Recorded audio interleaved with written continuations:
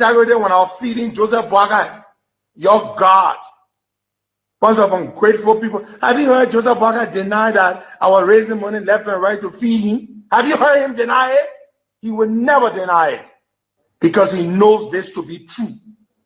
Some of you thought I was never going to praise that place of Boakai. Yeah. Because I went to counties.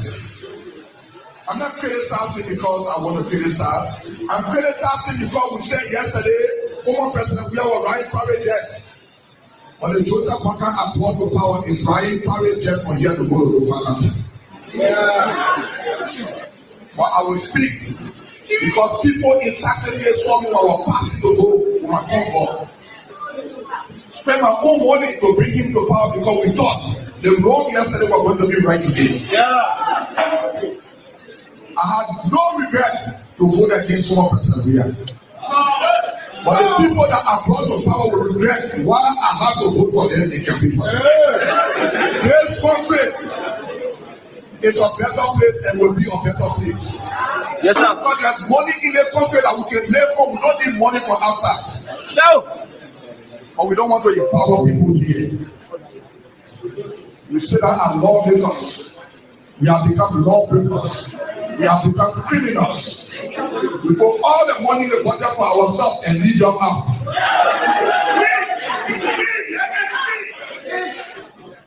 I want to challenge some of your lawmakers. Some people say they want this senator.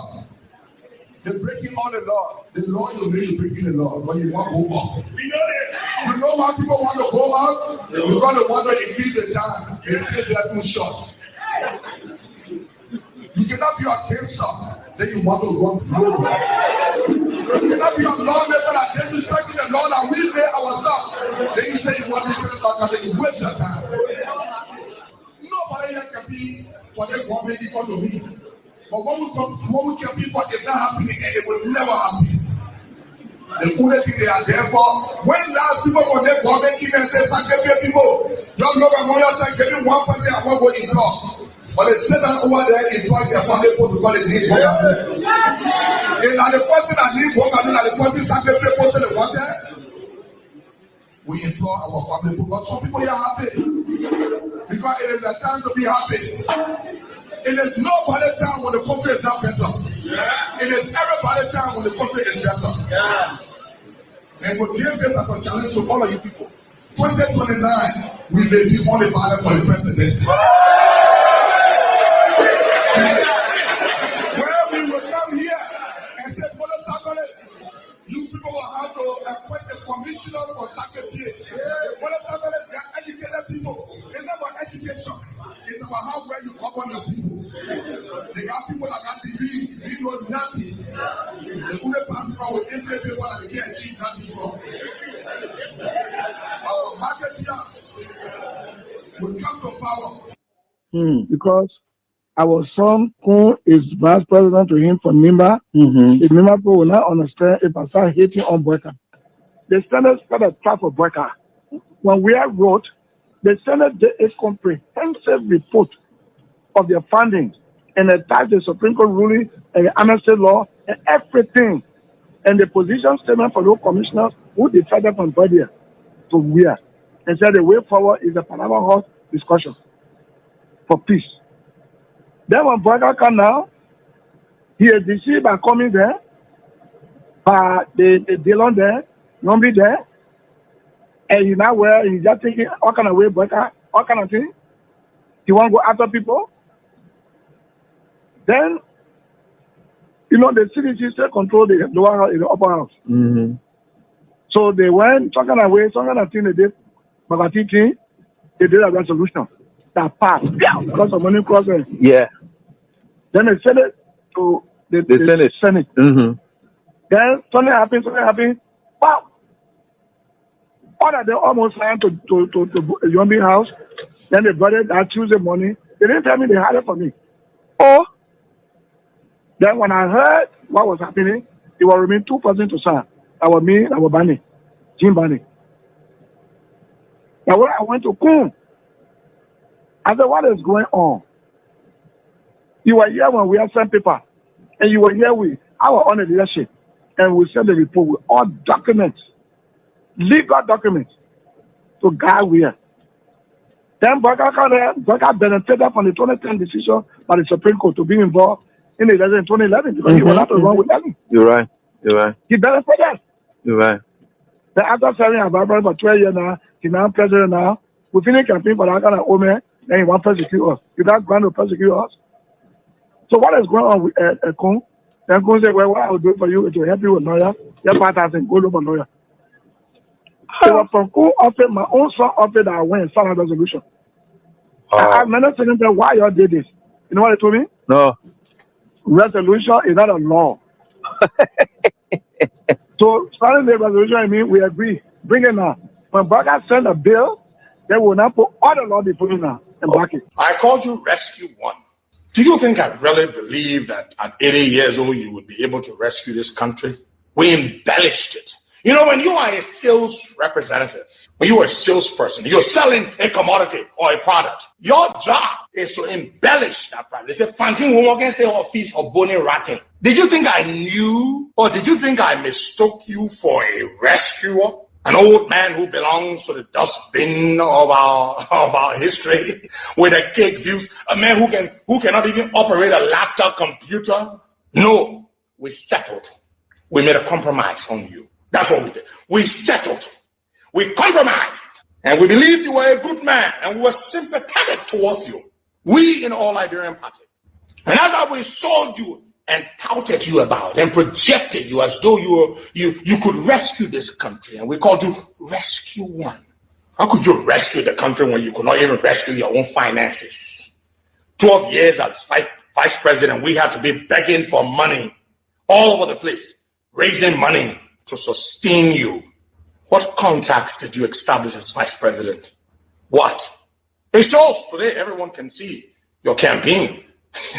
It's a dysfunctional juggernaut led by people who have bought into this hype which we created, hype which we are sucking the life out of now. We will suck the life out of you. Knock the wind out of your sail. The wind we put in your sail will take it back. How dare you call us insignificant when you were in political nobody after 2017 and we resurrected that dead political carcass of yours. And you show us ingratitude and wickedness. Where are you? Our falling out with George Weah. We did. Fundamental. The issues about which we disagree with George Weah are still issues that we're concerned about. But we're not here to give you power so that you turn it over to Jeremiah Kun and Prince Johnson. Jeremiah Kun is a Liberian citizen.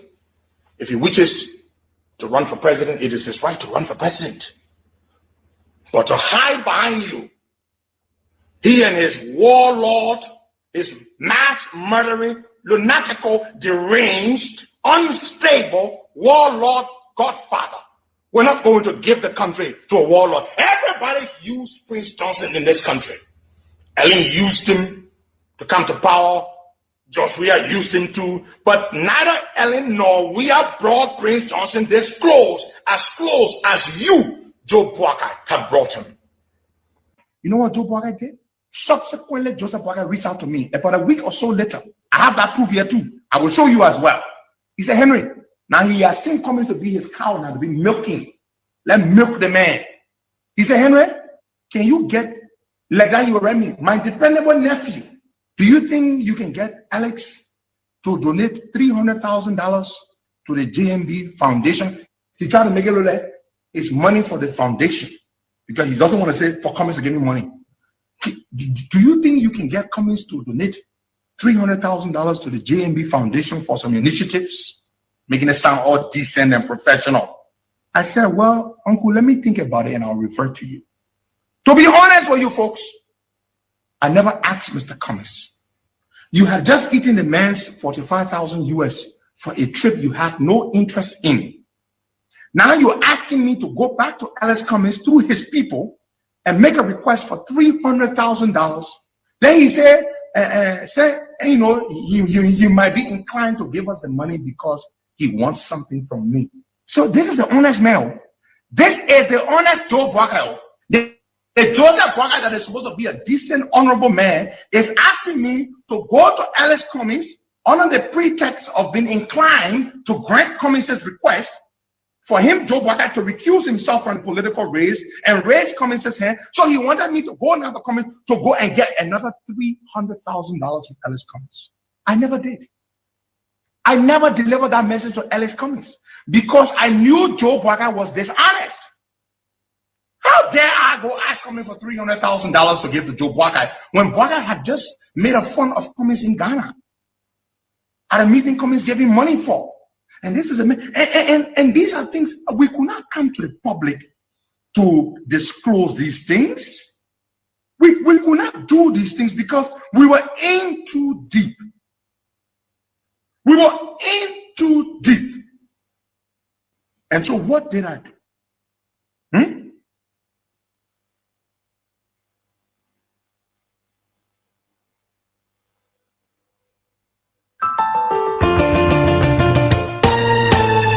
My people, where you at? Where you at? Wake up from your slumber, stop sleeping. Whip your hands, whip your hands, whip your hands, whip your. Come on, come on, come on. I know y'all sleeping now. Y'all gotta whip us more, yeah? Okay, let's go.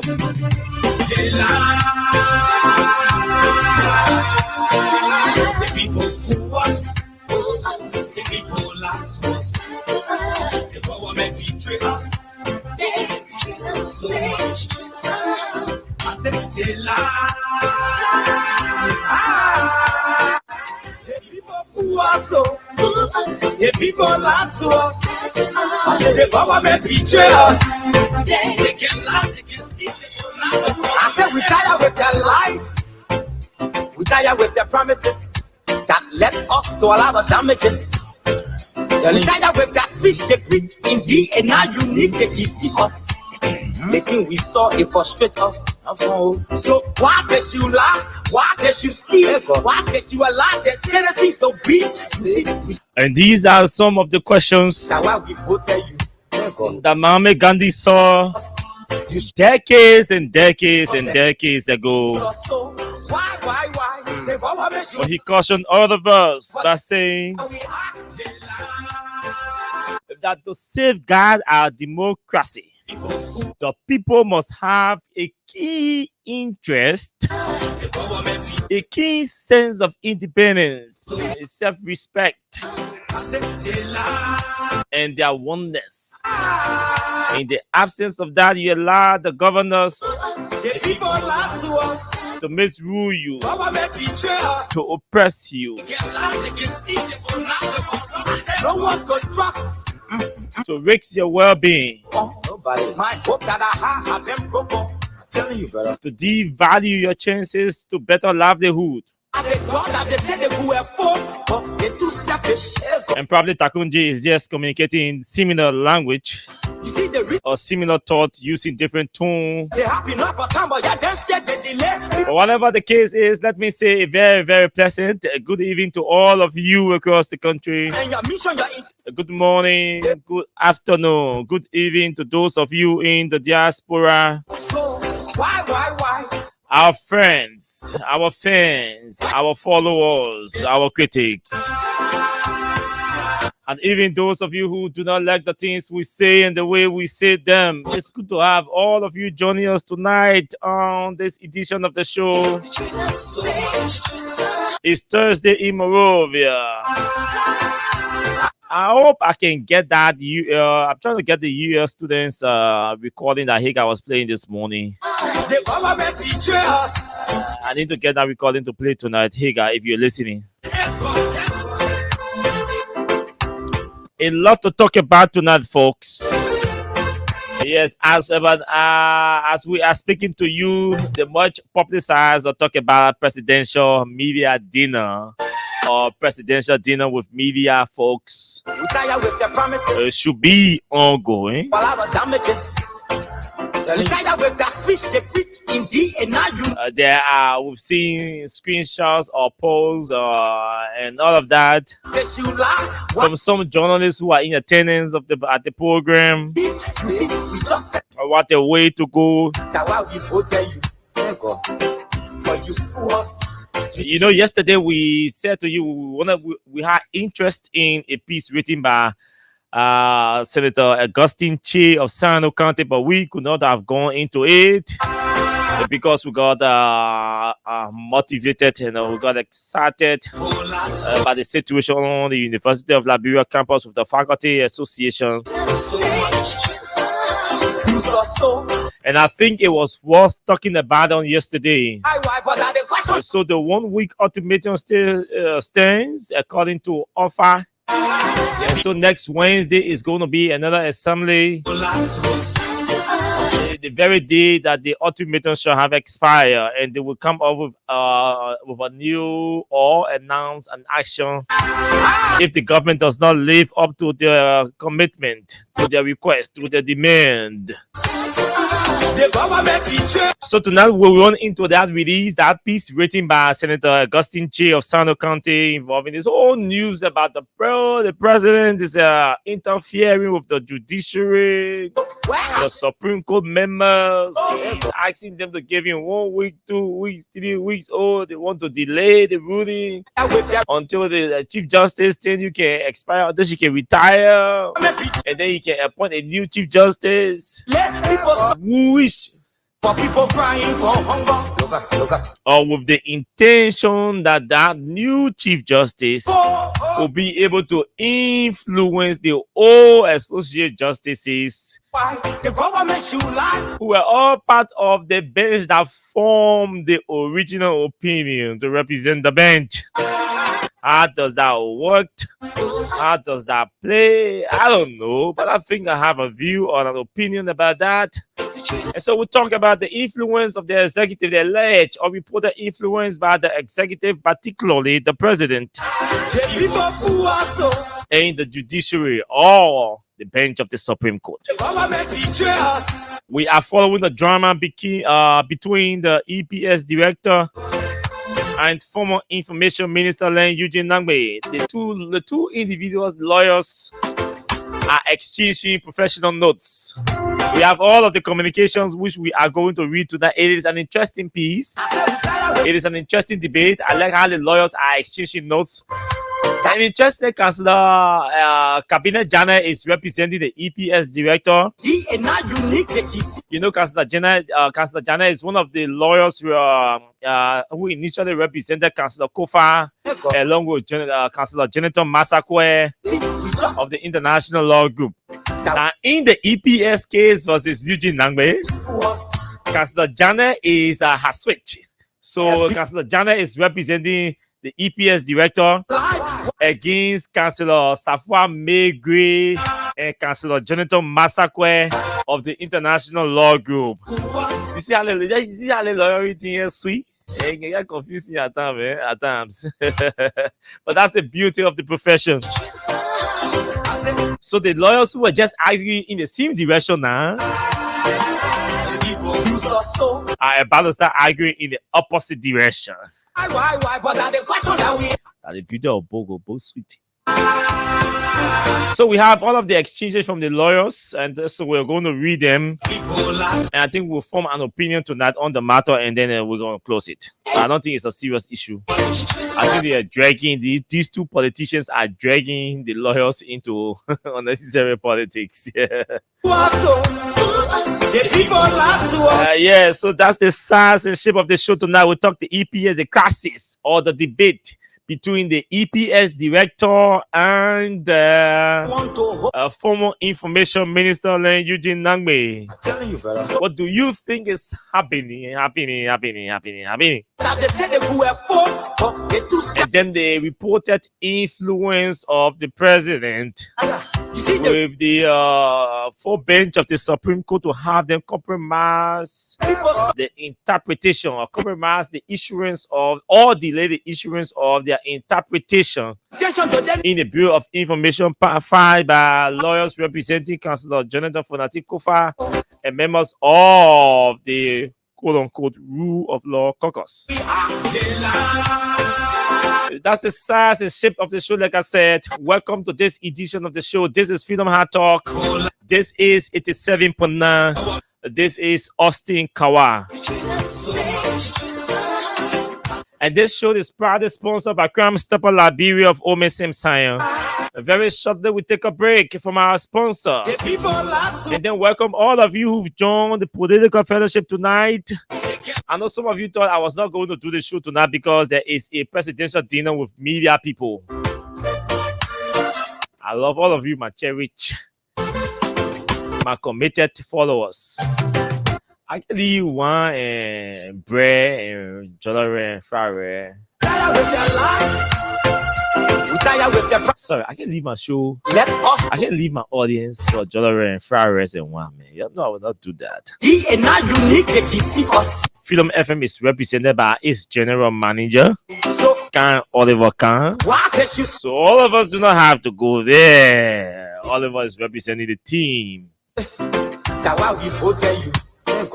So we have to be here to fulfill our duty to you, our audience, to talk. You know, somebody said to me once, he said, "My man Austin, that your whole guest, you like guests being on your show. We let you hear you're talking, you go bring guests. We let our guests be in." So some of you say, Austin, but why you can't bring guests on the show at times? So you see, some people say, some of our followers say, "Didn't let no guests be in it, I'm lucky." Then some of the people say, I'll be bringing guests at times, man. At times, you'll bring guests. So we'll try balancing. Maybe we'll take our time and schedule our guests. Maybe Mondays, Tuesdays, and sometimes Wednesdays we'll bring guests. And then Thursday will come as the week with talking. Or we talk and bring guests. And so on and so forth. Whatever the scheduling will be, it has to be comfortable for all of us. Yes, the cash giveaway is active tonight. And the payout is $10,000. Somebody texted me yesterday after the show and said, "But why you didn't do draw?" I said, "How will I do draw? You did not play the cash giveaway." I can go to your homes from house to house and say, "You play, you play, you play." I can say I'm not doing my serious political show because of cash giveaway. Say, "Oh, I was sitting and spend 30 minutes, 1 hour, 45 minutes talking about cash giveaway when I should be talking governance issues." 5 minutes to me enough for me to take my time and explain to you the cash giveaway, announce the short code, announce the process you have to follow or the procedure to play the cash giveaway, and leave you with the option to play or not to play. So tonight we'll talk cash giveaway for 2-3 minutes. We'll announce the short code and tell you how to play. The payout tonight is $10,000 Liberian dollars each. If you play the cash giveaway and you are a lucky winner, it means we will pay you $10,000 Liberian dollars tonight on the show. *799 *70 hash is the short code. Again, *799 *70 hash is the short code. When you dial that short code, you send. Then 2 options will appear before you. Option number 1 will be asking you whether you want to play in US dollars. And option number 2 will be asking you whether you want to play in Liberian dollars. Whichever option you enter, you send. And then they will ask you to enter your mobile money password. Once you do that, it's a bingo for you. That automatically makes you a potential winner, just waiting to be called. They say, "Hey, Jean Yakwawolo, you are a winner." But it's contingent on you playing the cash giveaway. And we say to you always that the more you play, the better your chances are to win. So we take a break from our sponsor. As we are taking our break, we will also go to our Facebook Live. We are asking all of you to kindly share our Facebook Live. Share the show and share the show and share the show and share the show. As we are doing all of these things, you in the audience listening to us, just make sure you have $200 Liberian dollars on your mobile money account, or it's equivalent in US dollars, which is $1.70. Then you are qualified to play. All you have to do, dial *799 *70 hash. You send. When the two options appear before you, you either select option number 1 if you want to play in US dollars, or you select option number 2 if you want to play in Liberian dollars and send. When you send, they will ask you to enter your mobile money password. Once you do that, it's a bingo for you. Fellow Liberians, our distinguished followers, let's go for a break. We'll come back. No one to hope on. Nobody. My hope that I have them broke on. I'm telling you, brother. So where are the schools? Where are the roads? Where are the jobs that they said they...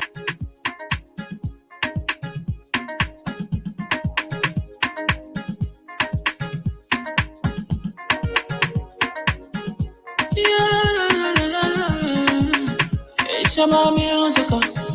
There are crimes in many places. In every community, you know, you can see.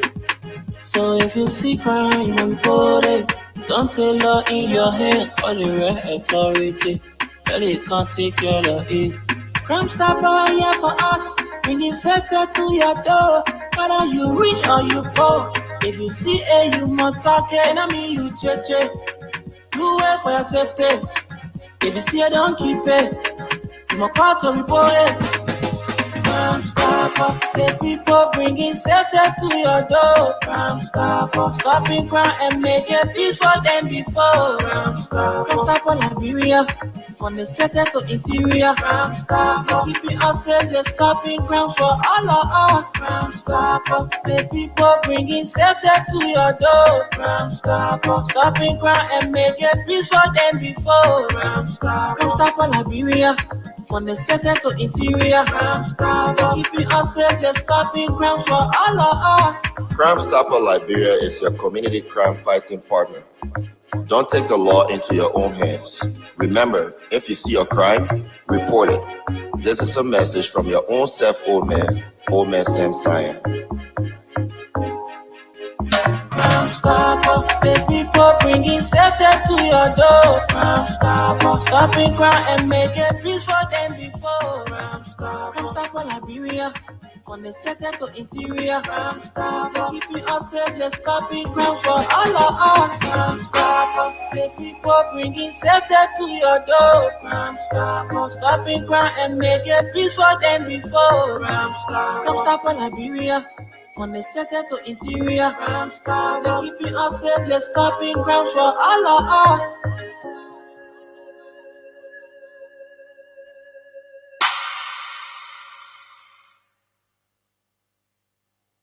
I'm feeling the vibes with originalhits.com.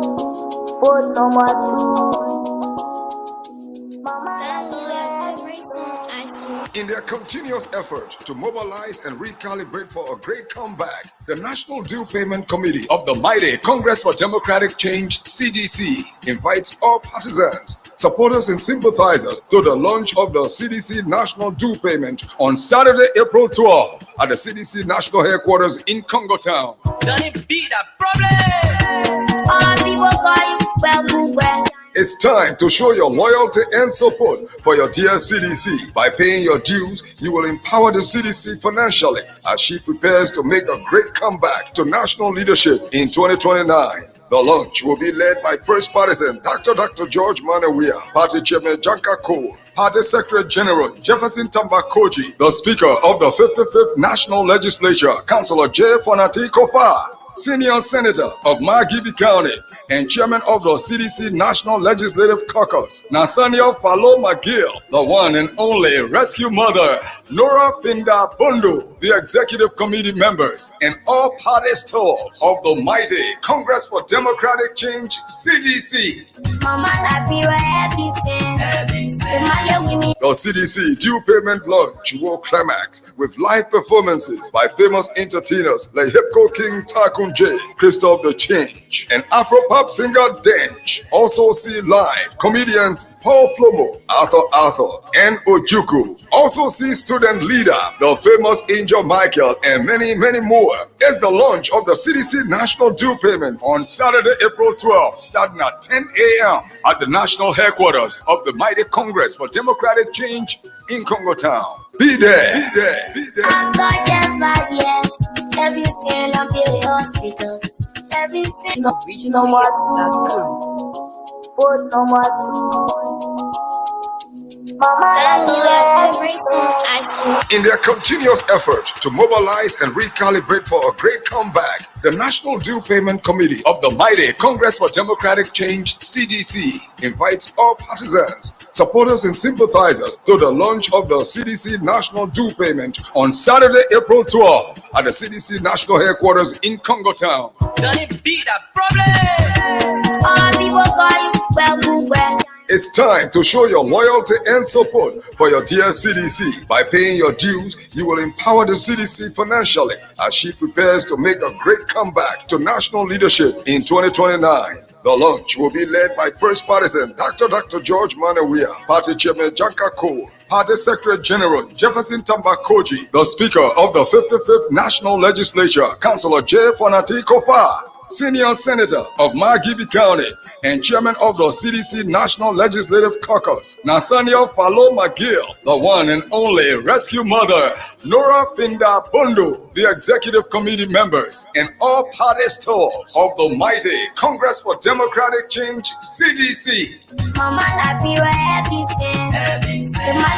The CDC due payment launch will climax with live performances by famous entertainers like Hipko King Takunje, Christoph the Change, and Afro-pop singer Dench. Also see live comedians Paul Flomo, Arthur, and Ojuku. Okay, thank you, CDC folks. Yes, Saturday is your official launch of your national due payment campaign, and yes, it's an opportunity for all of you to go there and interact with your fellow partisans and contribute to your political party to ensure that you can be able to sustain the party for the next 5 years or a little over 4 years. Or let's say 4 years, 7 months, right? Or 4 years, 4 years, 7 months, or 6 months around there. Because we're already in the fourth month. The fourth month is concluding. So that's 6 months, 4 years, 6 months. Your due payment can help to sustain the party for the next 4 years, 6 months. Okay, let's recognize some of you who've joined us. Not all of you, because time is not our friend. A lot to talk about. Ansu Sayo. I don't know what you mean, what's going on, but I don't know. But Philip Nangwe has joined us tonight. Oh my man, sorry, Philip. That's the strategy. Yeah. So when they sound juicy, you go to the other side. When I sound juicy, you come to the other side. And you know, that's it. William Masakwe has joined us tonight from Pennsylvania in the US. CDC Pape Success Keita is joining us tonight from Dupont Road. Mawata Ability is also following the show tonight. Agatha Glasgow has joined us tonight. Musa A. Sharif is joining us from Vita, Morovia. Let's see who else we can recognize. Testimony. We are filing an official, not complaint, but notice to the system we're using, the software we're using, so that we can have them upgrade our software to allow the names or the full names to show. So I don't know what our testimony, Janji, or whosoever the last name, because they're not showing most of the individuals. Those of you with long names, they're not showing them, which is bad for not good for us. Ralph Cooper from Denver in the US. Thanks for joining us. Asata Meda has also joined us tonight on the show. Lawrence is following tonight from Virginia. Roberta Richardson, hope that last name is correct, from Louisville. And Elotius is also following us from Upper Cardwell as well. J. Saki Kone is joining us from Atlantic City in New Jersey. Thanks to all of you for joining the show tonight. Tonight's edition, we'll call it a Finabono edition of the show. So, today is the birthday of the original Rescue Mother. And so we'd like to use this meeting to say, Madam, take the whole show. Do anything you want to do. Is your show. The show is dedicated to you. Take the whole show tonight for you. Take it. Do anything you want to do with it.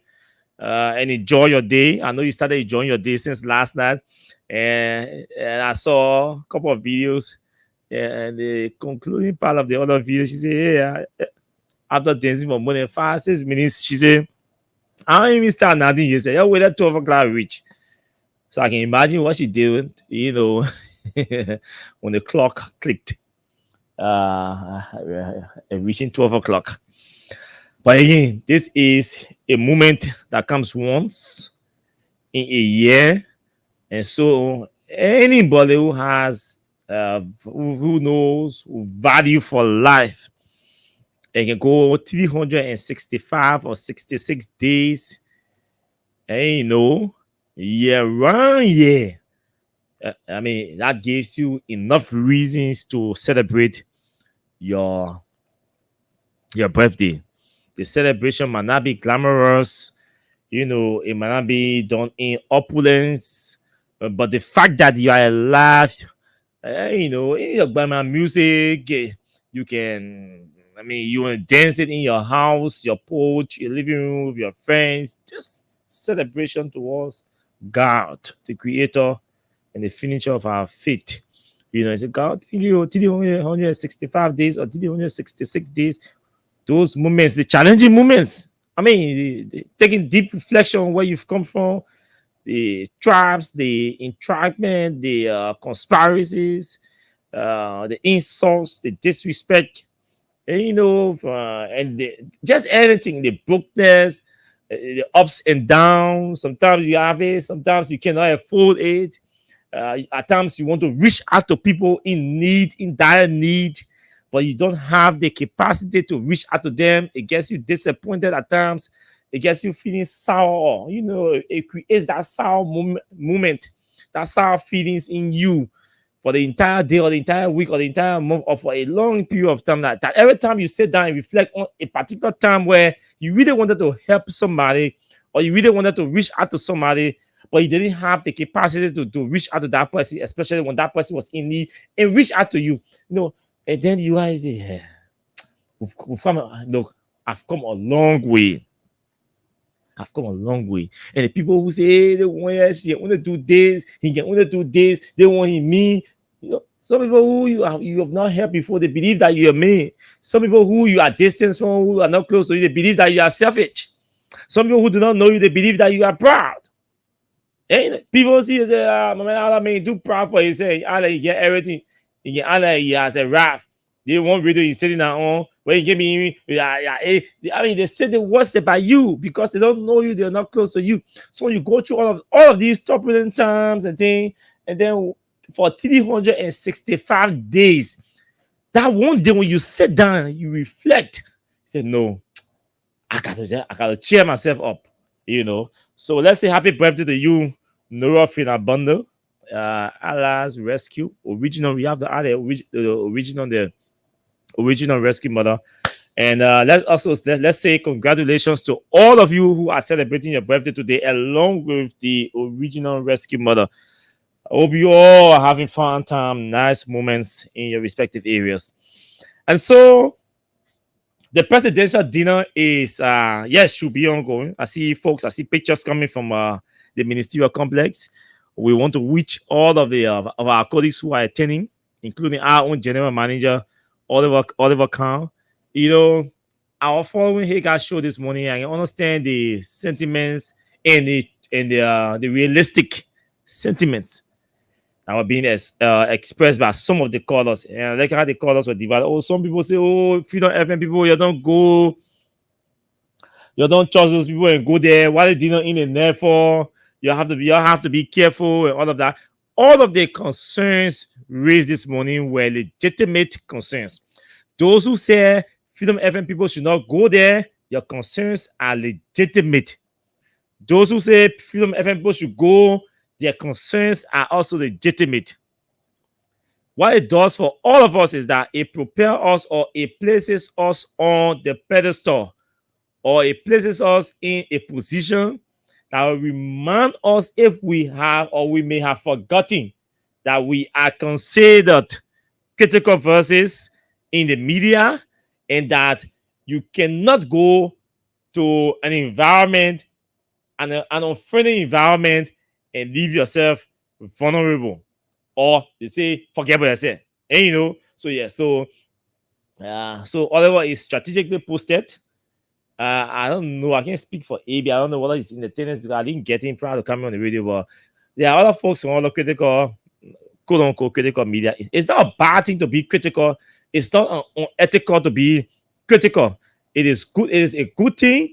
It helps to strengthen our democracy. It helps to keep the feet of our government officials to the fire. And so those of us who are considered critical voices in the society, I think we are critical for legitimate reasons, for realistic reasons, for nationalistic reasons, for patriotic reasons. And I think they say we can beg for awards, but now we don't want us supposed to be celebrating because at least the government say, yeah, these guys are critical. The government people can say these guys can lie. Those guys can tell stories. They can fabricate stories. The government people can say we are unethical. They can only say we are critical. So when you are not unethical, when you are not lying or telling stories or fabricating lies against the government or concocting stories against the government to tarnish the reputation or the integrity of the government or some government officials, but you are just being critical on the issues that are confronting the people, then that is a legitimate reason. That is a legitimate reason to be critical. That is a nationalistic reason to continue being critical. So when you are giving invitation to attend a gathering or an event, in an environment where people view you to be critical of their activities or their leadership, yes, those who say go and those who say don't go, you all have legitimate concerns that we have to consider. And trust me, this morning, all of us listen to the radio. All of us who were not on the radio, we listen to the radio. From the CEO to the board chair to the general manager to all of us who were not on the radio, we listened to the show this morning religiously, and we took all of your concerns into serious consideration, and that's why we are strategically posted and positioned and engaging in the media, whether it's dialogue or it's dinner, in a manner and form it is being done. So we want to say thanks to all of you for your concerns. It shows that we have people who believe in us, who are concerned about us, who care about us, who want to see us live, survive, strong, to continuously engage the government. Hats off to all of you for your advice and for your concerns, and we are good. Having said that, okay, as that made us say AB on the show, so AB, so AB, so listen to, yesterday I was speaking about these University of Liberia students. Even the government that we supported, even though we did not give them enough reasons or legitimate reasons, to come out to protest for their welfare or their well-being, because the government that we supported solved most of the problems from the early stages of the government. Okay, so there were less protests on campus for welfare issue. Now, but that does not mean that there were not challenges confronting the students under the government that we supported. There were infrastructure issues or sanitation issues. There were stationary issues. Sanitation. Also, obviously, I'm talking about the different bathrooms issues that were being raised by those students. So there were issues. There will always be issues. But when you refuse to sit and have a conversation with the students who are the victims, when you refuse to live up to your commitment for over a year, and with your last commitment to them for since November, then you give them legitimate reason to behave and sound in the manner you are about to hear them sounding. Listen to them. In 1 year, 6 months, the Ministry of Finance and Development Planning had turned to a private bank. In 1 year, 6 months, the Ministry of Information, Cultural Affairs and Tourism have turned to a sack of procurement. Use the language. Oh, Daniel, stop causing the people and give the people work. Yo. The government has nothing to say So they have reduced themselves to mind backwards. That's what I say. That's what I say. Mind backwards. Mind backwards. Yo, focus on the people where yo. A regime that see the color nature and posture of the people. Access to demanding better life. As a posture of reactions must be confronted forcefully without being apologetic to how you engage them. Let us say to Mr. Boyka and his simple government. The time has reached. Masses are at the crossline and the crossroad. Yo, it is a time for nation. Yo. And political enactment is what necessary. Commerce.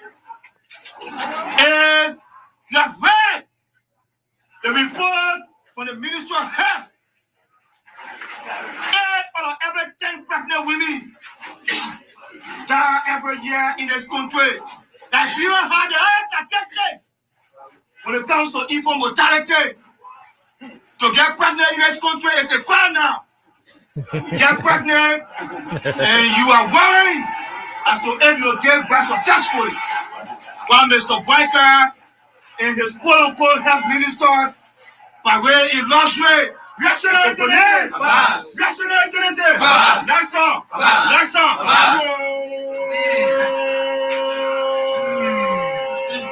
Steve! That's all for all. That's all for one, yo. While Mr. Boyka and health minister by way in police. Today, Thomas, Liberia is ranked the number 400 country in the world, the number 200 country in the world. And this is the portion I want you to listen to. That's why I decided to play this audio, right? So you're listening to this portion, which is, it may sound funny or laughable, but trust me, it is not funny. It is not laughable. Listen. That's all for all. That's all for one, yo. While Mr. Boyka and health minister by way in police. Today, Thomas, Liberia is ranked the number 400 country in the world, the number 200 country in the world. To eat Liberia is an achievement. Aki ready Liberia is at 20% the way. I'm over the angry. Don't be surprised when you wake up in the morning and you speak to somebody and they get problem while you speaking to them. They are angry. The state is at a point where the government feels that it cannot provide solutions, so they are running to blame game. Okay, so some of us will have yes, anyway, but some of we spend all of our time reading and researching. And so this evening when I came, I forgot that I had to research the session made by by this young colleague from the university. Whatever the case, I said, no, we'll do live research. So the audience will be listening to us. Those who have smartphones will also be listening to us, and they will Google the number 4 angry country in the world or in Africa. They will give you the list of 10, or in some cases, they give you a list of 5. Let's see what these guys, these young scholars or intellectuals on the University of Liberia, let's see what are they following. So yes, we have to do this. Like I said, it may sound funny, but this is not the first time Liberia is making or a list of angry countries in the world. Even under Mr. Weah, the government that we supported, I remember in 2021 or 2022, Liberia was among the list of the most angry countries in the world. And then another report came out again and said Liberia was among the list of the most hospitable people in the world. You know, somebody may ask, how important or relevant are these reports, to your countries, to these countries? But you may not know, but it's important. Okay, was most. Yeah, that. You see, people using the phone, be calling, the message. Imagine the message in text. Say, I'm following. I read the text. Then the man calling me. And he's calling me. When I answer, you say, "My man, I'm following the show." Hey, chief, I already read a text you follow me. They keep me calling me again to tell me you follow me. Let me use my phone. I beg you. Yeah. Hey, WORLD, Buster VS was most angry. Was most angry countries. Okay, yes, different options here. Okay, the world's angriest countries 2022. No, I want 2024. Give me 2024. I see. I ain't seen all the options I seen like River Flare. Okay, let me see. This 2023. It is April 2023. No. Okay, yes, I got found 2025. Was angriest countries 2025. So let's see. Okay, sure. Okay, so okay. So what we see here, in 2025, Lebanon continues to be the angriest country in the world, with nearly half of its population reporting feeling angry. Half of its population are reporting that they feel angry. Neighboring countries like Turkey and Armenia also experience high levels of anger. Other nations with significant anger levels include Iraq, Afghanistan, Jordan, Mali, and Sierra Leone. Yeah, so they say okay, all breakdown, everything, yeah, blah, blah, blah, everything. So, so they may say fourth. Other countries we name, and see like, so let me use Africa. Let's try Africa and see. Africa's and see what can we relate anger. How can we relate anger to Liberia? AFRICA. Okay, Africa's angriest countries 2025. So let's see what they gave me. Okay, so yes, let's go there review. So this one, I think there's an AI review. So let me reference. There's an AI review. So they say in 2025, some of Africa's angriest countries, meaning those experiencing high levels of conflict, violence, and instability, include Sudan, South Sudan, and the Democratic Republic of Congo. Sudan's ongoing civil war is a major source of humanitarian crisis. South Sudan faces ongoing ethnic and political conflicts, posing risks to travelers and journalists. The DRC, with its conflicts over resources, also remains a dangerous region. Additionally, countries like Mali, Somalia, and the Central African Republic continue to grapple with instability and violence. Yes, more detailed look at the situation. Sudan, South Sudan, Democratic Republic of Congo, Mali, Somalia, Central African Republic, and all of that. So these are the first five, giving that's 1, 2, 3, 4, 5, 6. So no, maybe we need to do more research with the UN population of the world population reservoir stuff, and then UN population also is Transparency International Human Index. All they will have. So there are different websites, but this is an AI review. So for me, I don't want to hold it 100% or even 50%. So we can show you that we're going to take our break tonight, but by Monday's edition, I think this is something important that we look at, and we're going to do our own research with the economic terms, the UN population house, maybe Transparency International, and look at the US State Department report and all of that.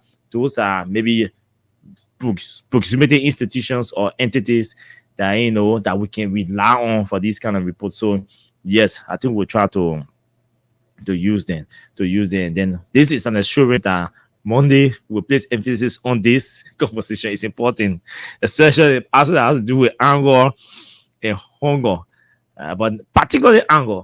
Yeah. And but I mean, so that's it. That's it. So let's move into our discussion, folks. So as we were talking, don't forget that the cash giveaway is active.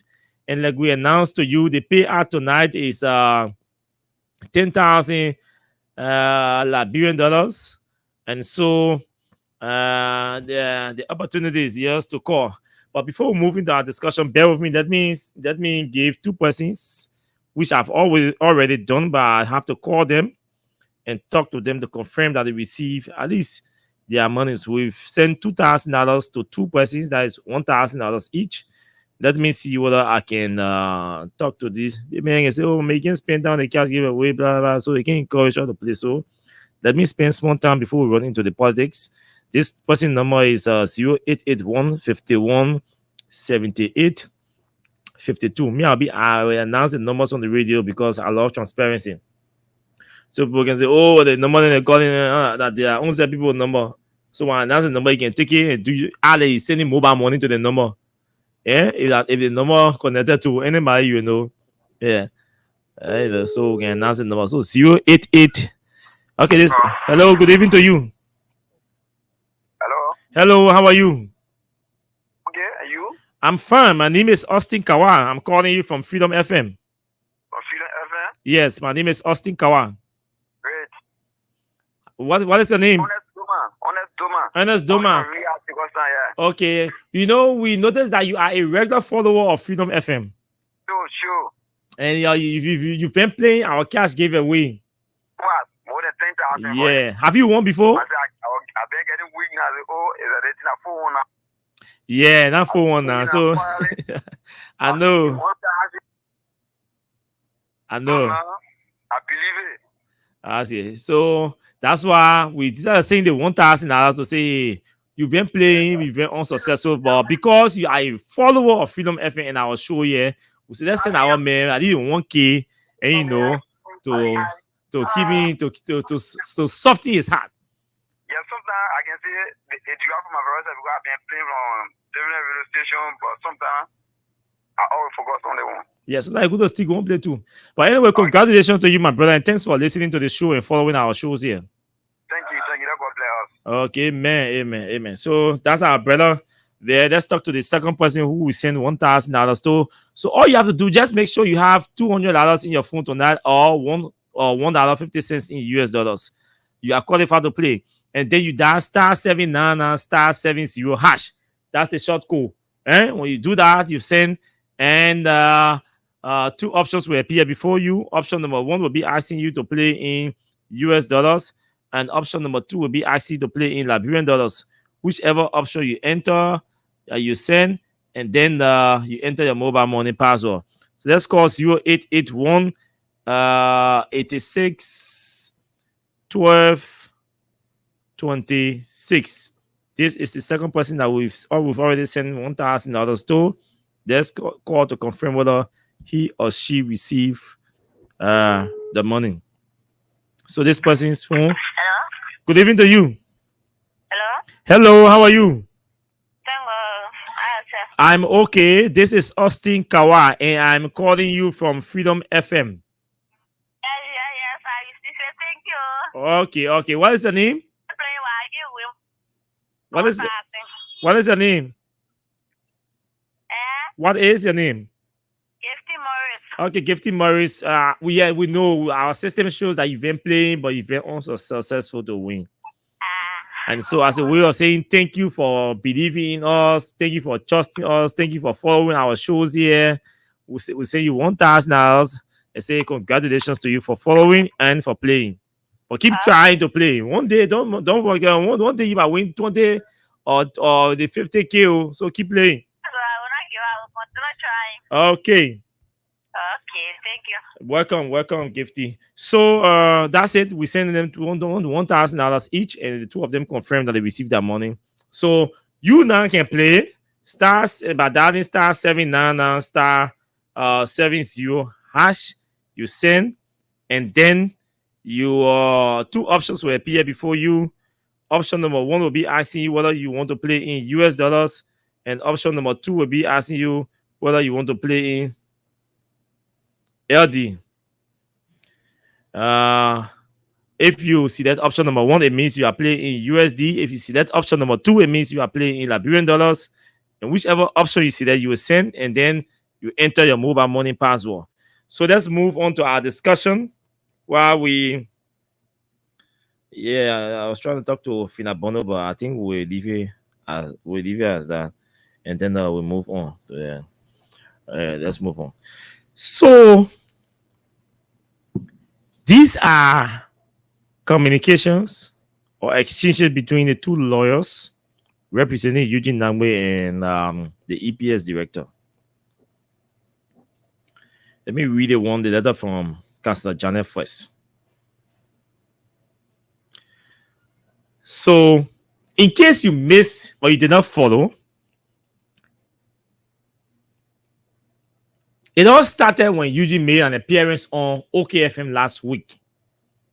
And Eugene made an assertion which I'm not going to repeat because that matter is the evidence that the lawyers are going to use in court. I'm not going to play it also because that is the evidence that the lawyers are going to use or defend or argue against in court. If it does, go to court. After Eugene made the assertion, same day, the EPS director went to Eugene Nangwe's inbox on WhatsApp and sent him a couple of messages. So they started exchanging messages in our WhatsApp inbox. One of the messages that was sent to Eugene, which Eugene is considering now as a direct threat,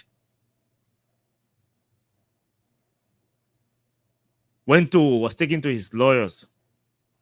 Also, the EBS director believed that Eugene's statement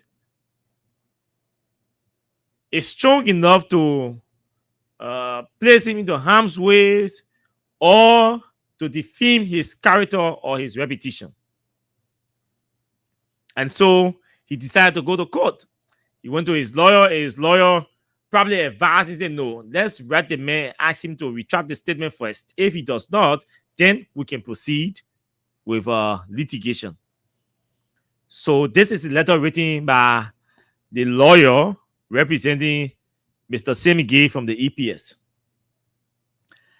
Wednesday, April 9, 2025, Mr. Len Eugene Nangbe, Chief of Staff, former President George M. Weah, Monrovia, Liberia. Dear Mr. Nangbe,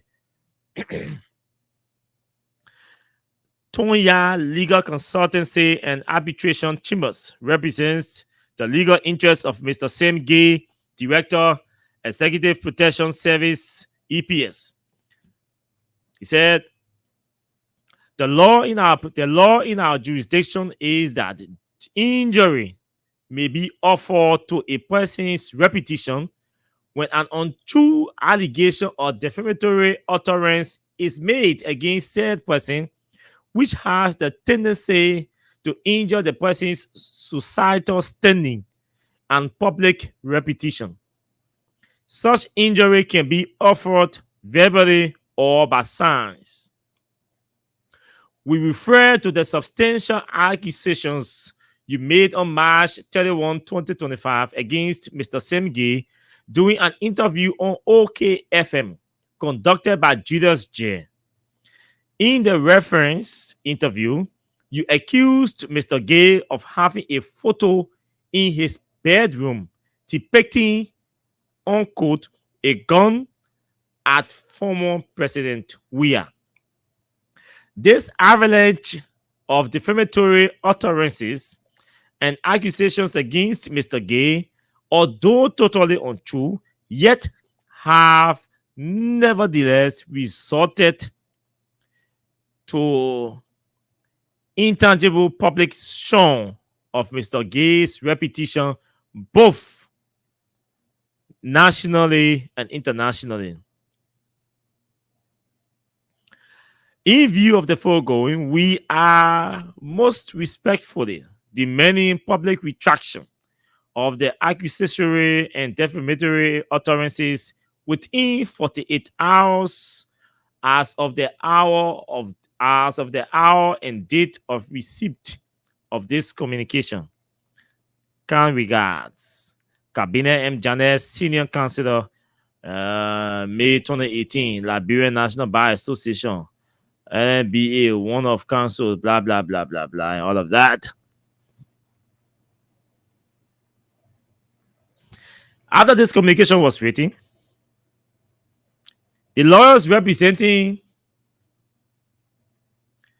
Mr. Eugene Nangwe also responded to Cabinet Janet. I'll scream out to read this one. So, on today, the lawyers wrote, they said, Cabinet M. Janet, Senior Counselor, Tonya Legal Consultancy and Arbitration Chambers, blah, blah, blah, blah, blah. Dear Counselor Janet, we write. Let me twist this around and then zoom in so I can be able to.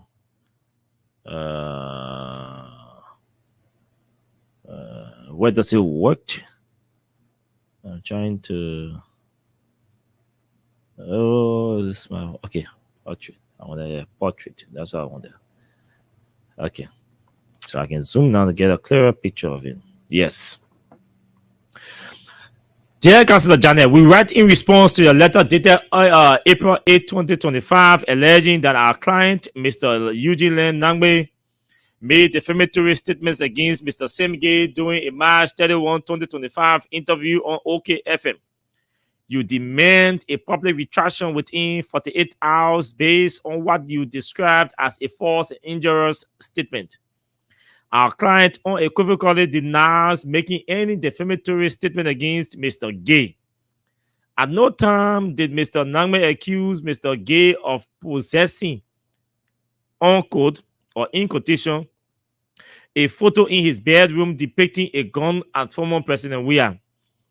The record of the interview, when reviewed in its full and proper context, makes it clear that Mr. Nangme made no such statement that rises to the level of defamation under Liberian law. What is of greater concern, however, is that following the referenced interview, Mr. Gay sent a threatening WhatsApp message to our client. In that message, Mr. Gay issued a remark that put Mr. Nangme's personal safety at risk, giving Mr. Gay's position as director of the Executive Protection Service, the EPS, and the authority that comes with that rule, including access to firearms.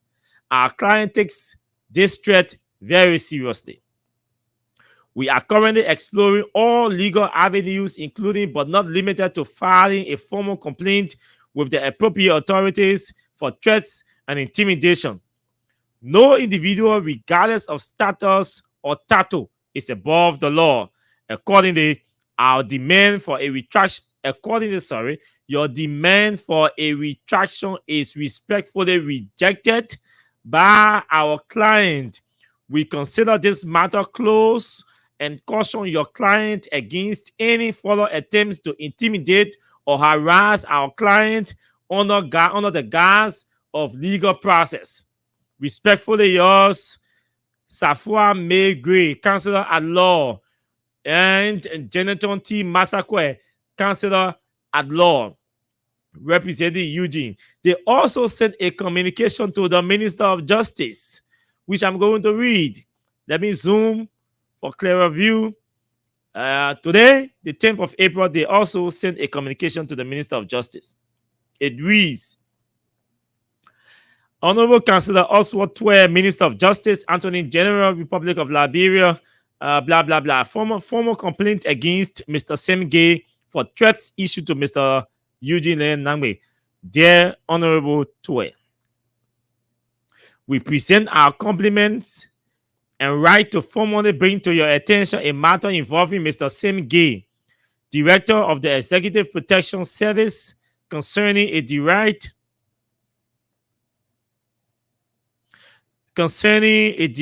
and concerning threats issued to our client.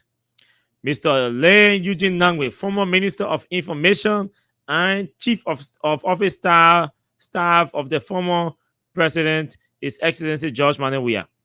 On March 31, 2025, Mr. Nangbe participated in a live radio interview on OKFM, during which he addressed a number of public interest and national governance issues. Subsequent to that appearance, Mr. Gay sent our client a WhatsApp message stating, unquote, "You will hear from me," unquote. The threatening nature, timing, and the tone of this message coming. I think I need water. The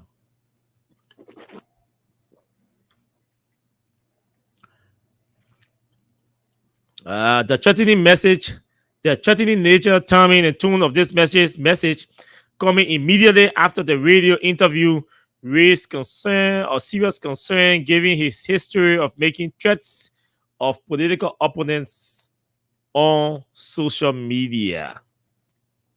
Given Mr. Gay's current role as director of the EPS, which affords him access to state security apparatus and firearms, our client believes his life is at risk. The message, though brief, constitutes a veiled threat that may signal an abuse of official authority and an attempt to intimidate a citizen for exercising his right to free expression. In view of the seriousness of this matter, we respectfully request that the Ministry of Justice immediately open a formal investigation into the communication sent by Mr. Gay, and if probable cause is established, prosecute him. Also, assess the intent, legality, and implications of the threat in light of Mr. Gay's official responsibilities.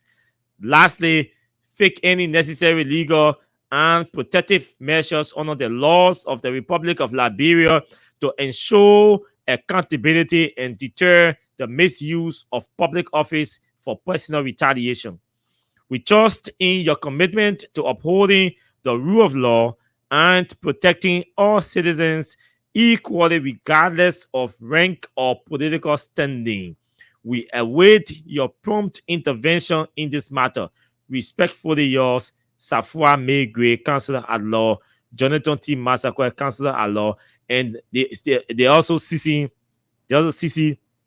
the U.S. Embassy, the African Union, the European Union, the Samuel Kofi Woods, National Security Advisor, National Commission on Human Rights, House Committee on National Security and Defense, Senate Committee on National Security and Defense. So that's how far this matter has gone.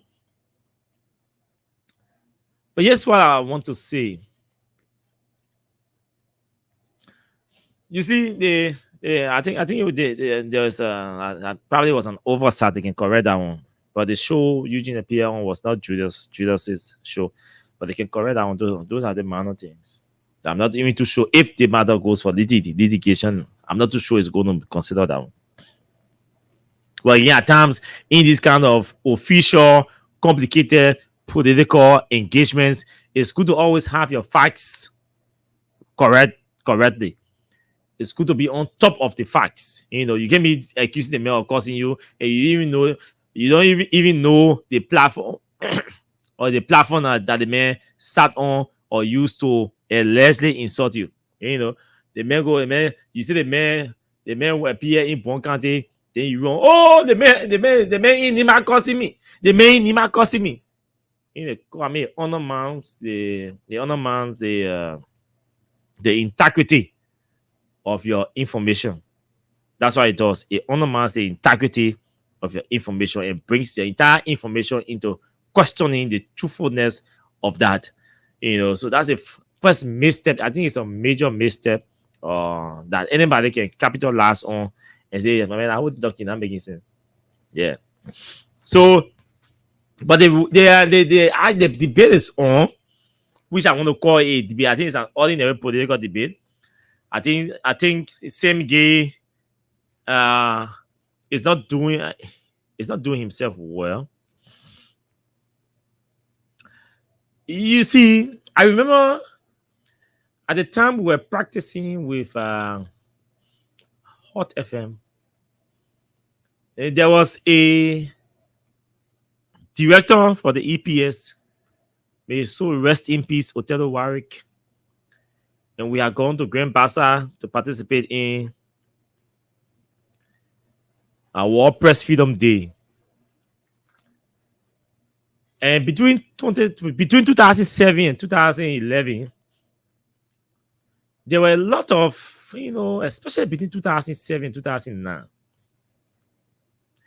media, or let's say journalists, put security people were having a lot of issues. I remember a particular time, even the union was going back and forth with security people and security institutions, particularly the EPS.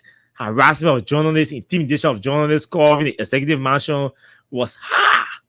Yeah, the level of intimidation was at its highest peak. And so the union got involved and began engaged. And there were multiple media dialogue to solidify relationship and all of that. We would come from there, nothing will work, and we go back and all of that. So that World Press Freedom Day, I think it was 2009. Othello Warwick was invited to Grand Bassa to speak. Normally we'll call security people to go there and all that. And at that place, he made a statement to paraphrase that he was trying to caution media people to coexist with security people, but he slipped by issuing a warning.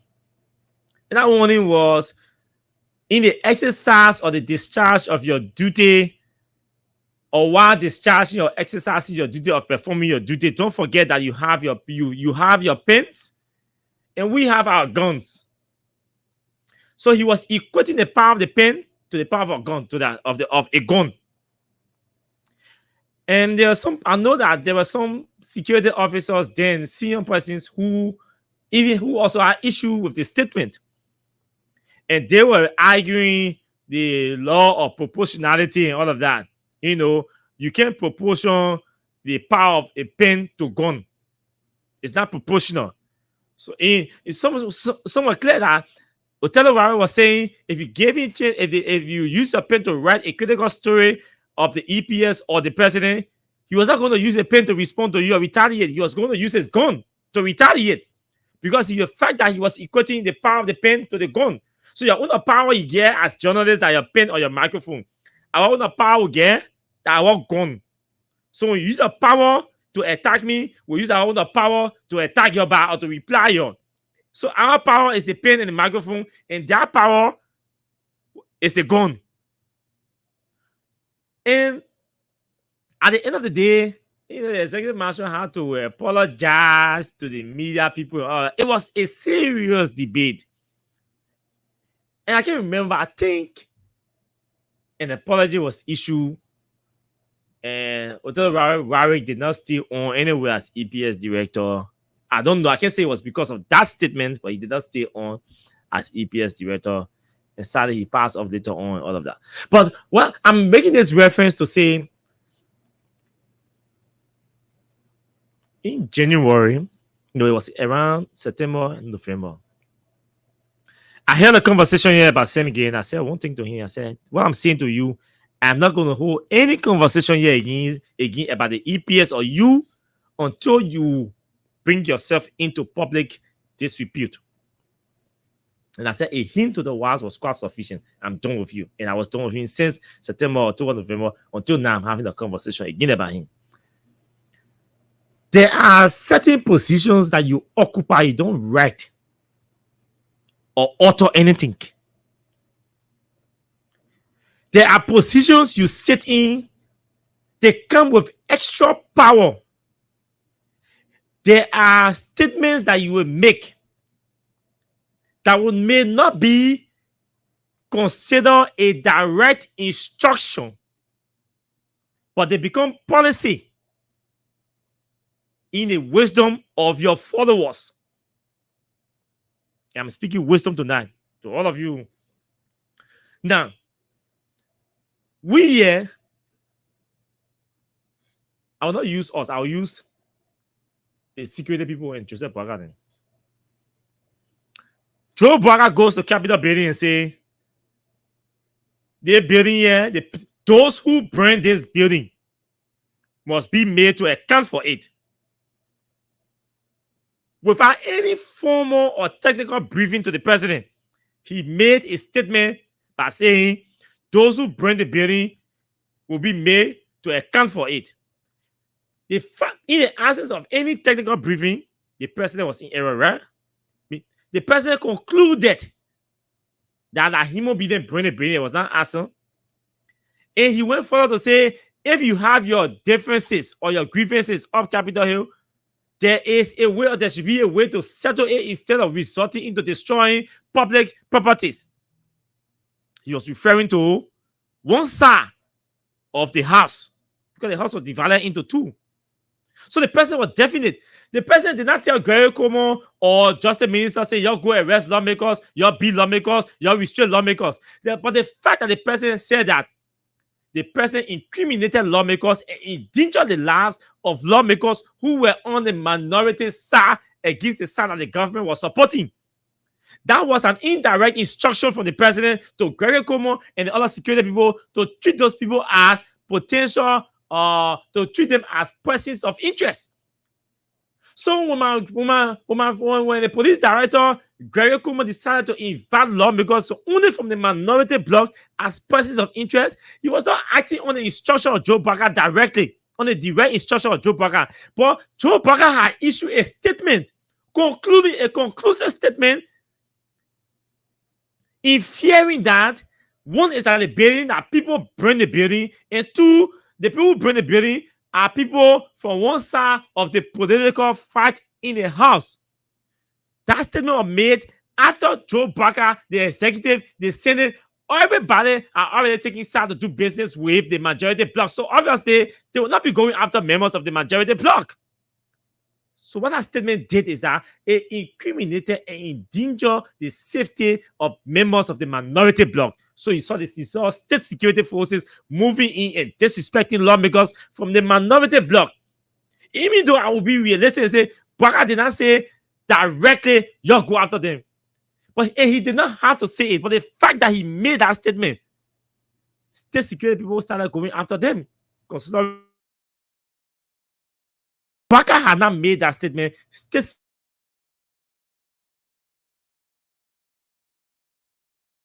of interest and inviting them for questioning or investigation. This is the case with Semigi. So when you find yourself in certain position, you don't say anything. You have to choose your words. You have to pick your words. You are the director of the EPS. You control men, over 500 men in arms, lethal weapons, deadly weapons. You are the secret service. You providing secret political and secret service for VIPs. So you have unhindered access to go into Somali's WhatsApp.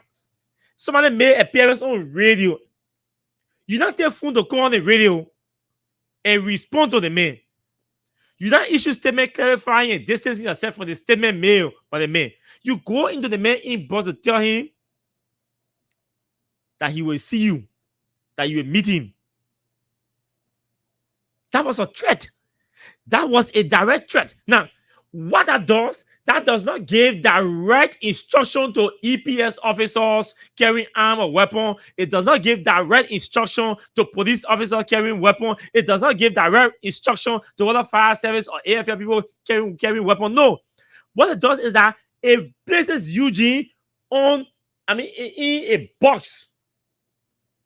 It places Eugene at a level. There's a word I want to use. I'm missing my choice of word. But it places Eugene on the red line. It considers him as a threat. By that statement, all EPS officers now see Eugene as a threat. So they will treat him as a threat anywhere they see him. It means Eugene now cannot even attend any government function as a formal government official. He can't. Because the director has already placed him under the microscope. The EPS director is already considering him a threat.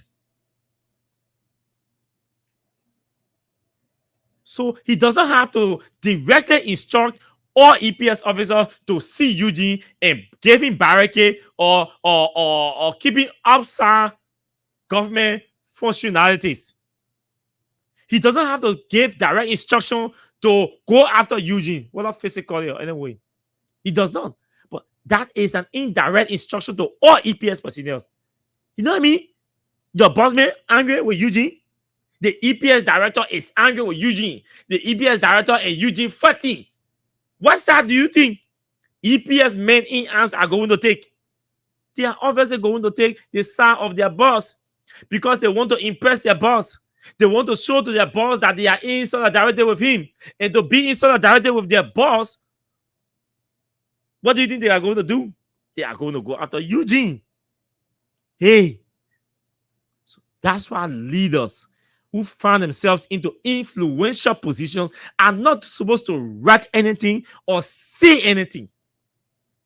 Eugene is a politician.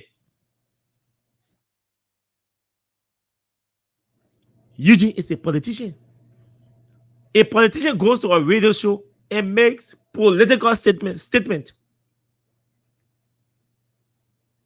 to make a case on behalf of his political leader.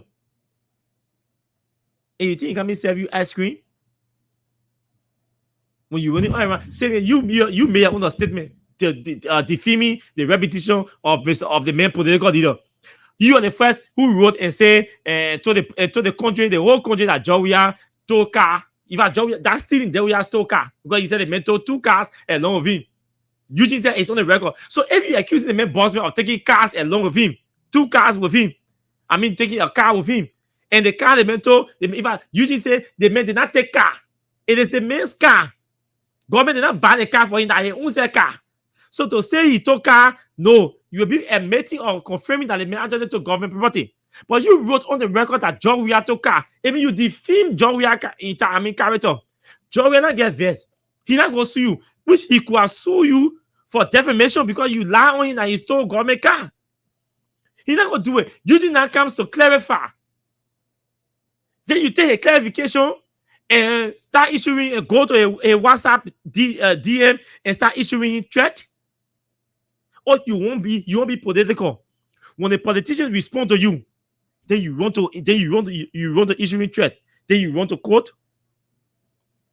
Kabila Jana, my Papi lost some money. So me I join I carry your cases to him. Papi need to get some money by now. You know, so I say, so that I say, Papi, you get plenty clients now. You know, you get plenty clients. Yeah, so y'all give the men enough. Yeah, men need more clients. Because I think your own play, a children play your own. That complete joke. Your own children play. I read on same game was done. You know, when I used to listen to him once, you know, once in a while, I used to take him to be a serious old man, you know. But let me leave. But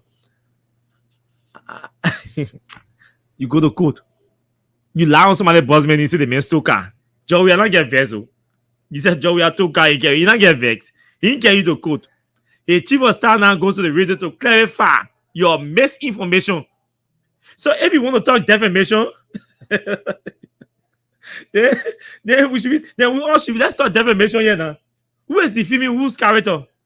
You went to the public and said the main bossman took car from government when the main bossman did not take car from government. That's defamation. That's lie. They may not go to court. They may say, okay, say the man won't be political. For he dismissed over 40 EPS officers because they are sedition. He was being political. We didn't bother him. We didn't respond to him. He went again and said, oh, the president took car and carry it. That's defamation. Didn't say anything. You come on now, they tell one of the guys start lying on the fleet of vehicles that the motorcade that the person was using. You see, all the vehicles are old. That's so old car. They turn over to the EPS. That one now said, no. I think, Mr. President, I have to go to the radio to clarify. One, he said the president stole one car and carried it to the horse. Two, he said the president. One, he said the president stole car and carried it to the horse. Two, he said the president turned over old car. That's so old car the president turned over to you. That's what he said. Did you dismiss? Don't forget about the dismissal of the EPS people then.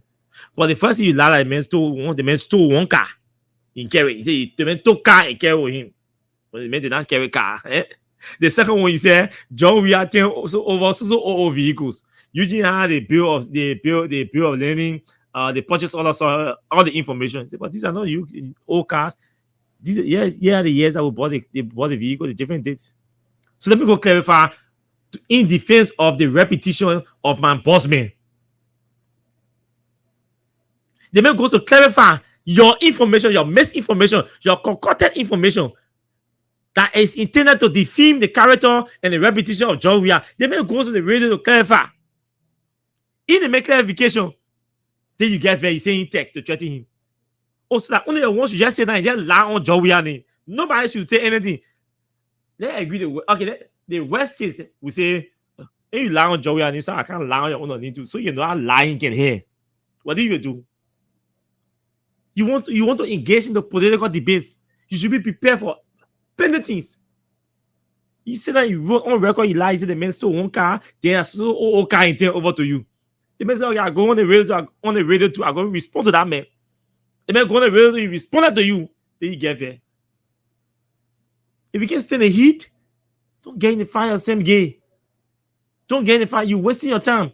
That case is going nowhere. The only reason why I'm even talking about this and having a conversation about this thing is the aspect that has to do with the threat against Eugene. You got to go in his inbox and start threatening him. That was grave. And I like the way the lawyers addressed the communication to cabinet and won't tell him, hey, we are rejecting your request to retract. Because firstly, the information you provided is misleading. The second thing to the Minister of Justice is this man is a government official. This man controls an entire paramilitary organization. They have arms. So for this man to be going into another citizen's inbox and issuing threat, you as a Minister of Justice, this is beyond party lineage. This is beyond party alliance. This is about the safety of a former senior official of the Liberian government. That you, Mr. Minister of Justice, you have to investigate this matter and reach the logical end. And where there are probable causes for prosecution or whatsoever or punishment, please do not hesitate to punish or prosecute. Fair enough. I will stop on this note and we will transition to this to the senator stuff. So this is what the senator wrote. We're closing the week now, so let's touch everything and then we'll go.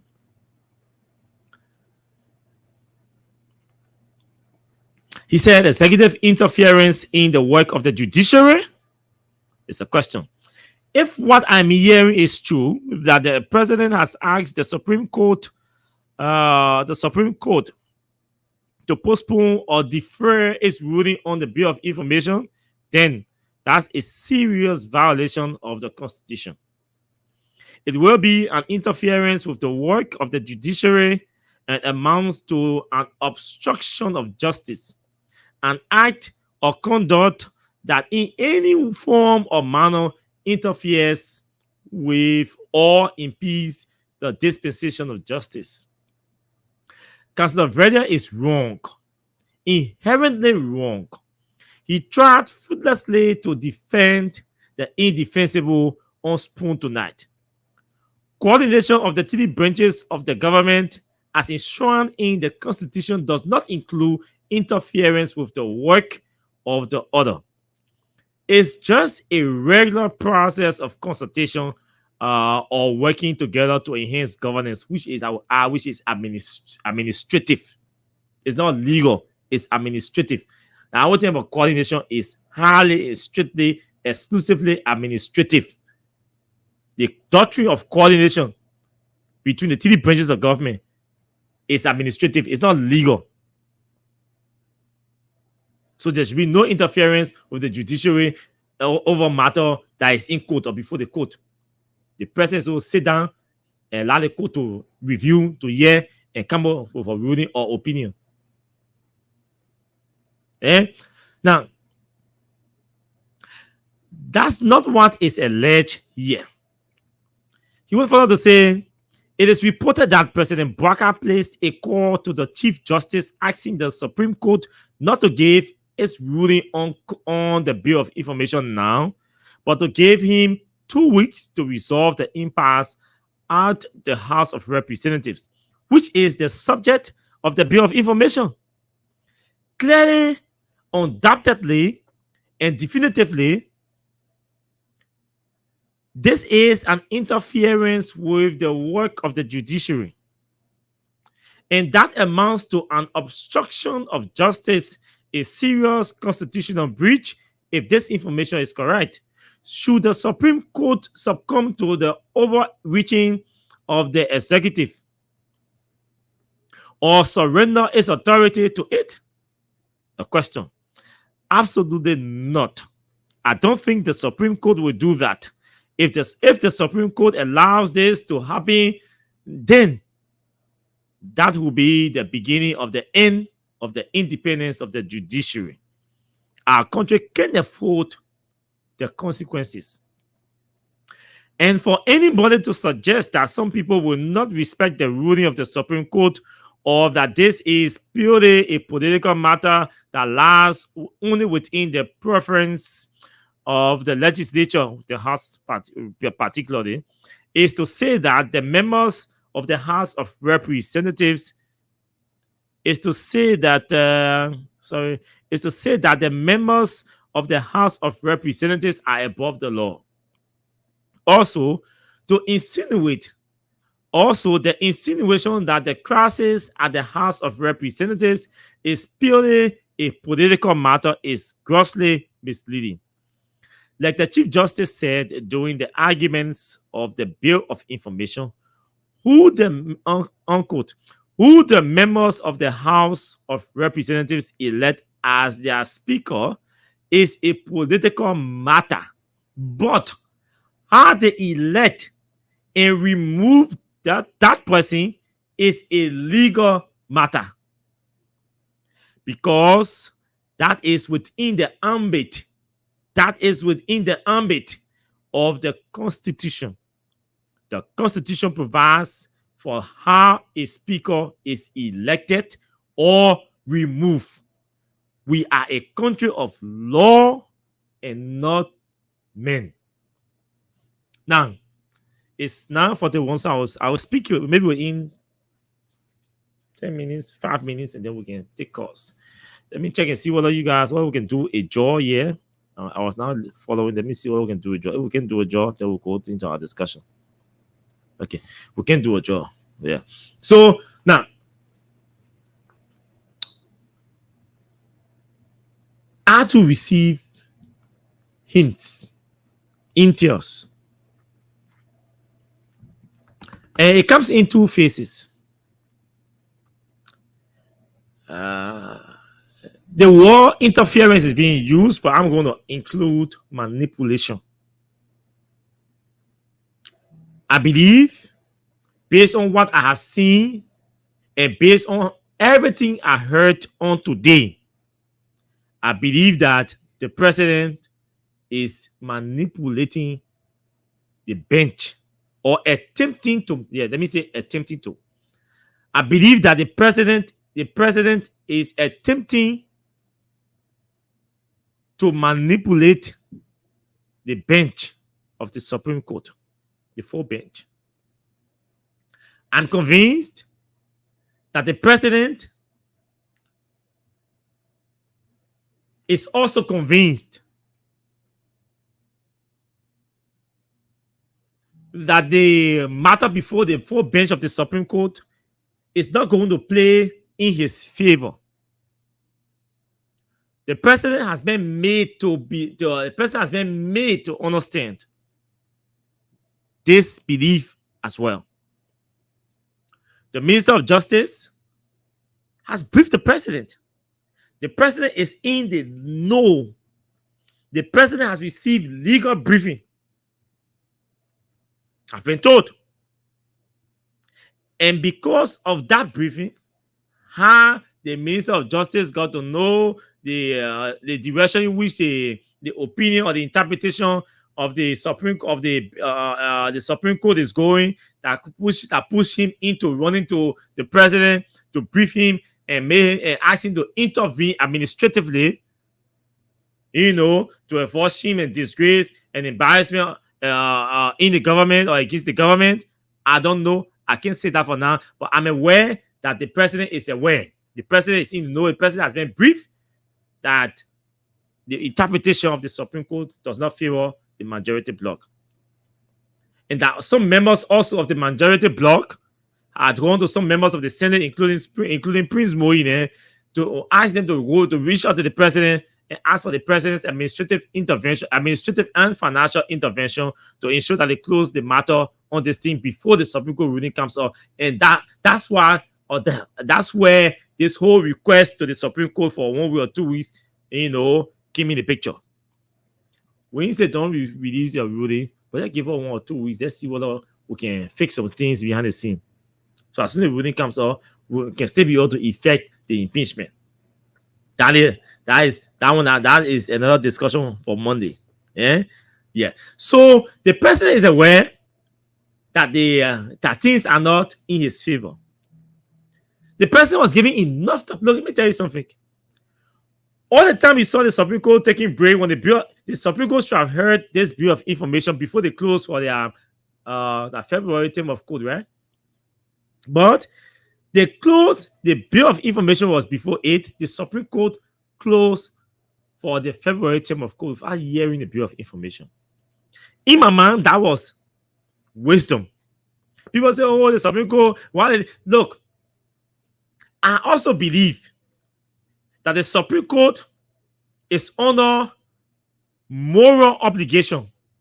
The Supreme Court is under social obligation to ensure that what ruling that comes out of the Supreme Court, while it's true, we all should be patriotic enough to uphold the ruling that comes from the Supreme Court. But there are some rulings that have political undertone that could destabilize the country. At that point, the Supreme Court will play smart. Will have to be strategic. Will have to be patriotic, and deploy some strategy, not thwarting their opinion or their ruling, but deploy a strategy that will enable political actors to resolve or fix things or soften things before the ruling comes, and so it does not lead the country into political instability. So the Supreme Court was not dull. They were not bored. The Supreme Court, in my mind, acted wisely by not hearing that bill of information because they wanted to give the executive or the president a chance to fix things or prepare things, soften the political tension in the country, and then before they hear the bill of information. So see how long the Supreme Court was on break. The president was still fighting. Instead of using that break to fix things, the president was in essence fighting more in paying police officers to beat lawmakers, to hear lawmakers, to beat on their hand, to hear them, to tell them to disinfect their vehicles, subjecting their vehicles to search, intensifying the need, the test to continue fighting. I don't know who told them that let's intimidate them and then they will succumb. The person who gave that kind of advice, that let's intimidate them, let's hold their benefits, and they will succumb. That person did not advise appropriately when there were legal issues still confronting the removal of the speaker. So you had enough time. The Supreme Court gave you enough time to have dialogue that matter, resolve that matter. Ever since,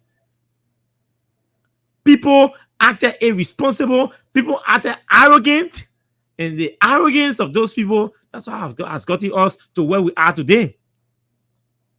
Now, you don't want the Supreme Court to come over you. So you're telling the full bench of the Supreme Court, say, all five of you people, y'all take your reputation, y'all take your integrity, y'all put it on the line for my baby. That's what you're telling them. That's exactly what you're telling them. You're telling somebody who you are older than 10 years because she's turning 70 and you turn 80, according to information. So you're telling her, say, my small sister, I'm older than you 10 years. All the integrity you've worked for over 70, for over 69 years, put it on the line. Use less than 1 month to raise it, to put on the line. Use less than 1 month to damage it. Use less than 2 weeks to destroy your integrity that you have worked for over the period of 69 years. We are telling Siane Yo now, your integrity and your reputation that you've worked to build over the period of 69 years, destroy it. Use 2 weeks to destroy it. That's what we're saying. Nobody knew Siane Yo. Siane Yo was here practicing law, and every day lawyer. Nobody knew her until she was appointed as Associate Justice on the bench of the Supreme Court. That's when she became popular. So imagine all those years the woman I worked for, practiced law for, be able to build her reputation in and outside of the country before being appointed by Judge we are as Chief Justice. Then our old Babe say the woman should destroy, use 2 weeks to destroy locally and internationally, destroy her reputation. Her reputation she's fought to build over 69 unbroken years. Over 35 years of practicing law. You say the over 35 years that you have practiced law, destroy it in 2 weeks because of my business.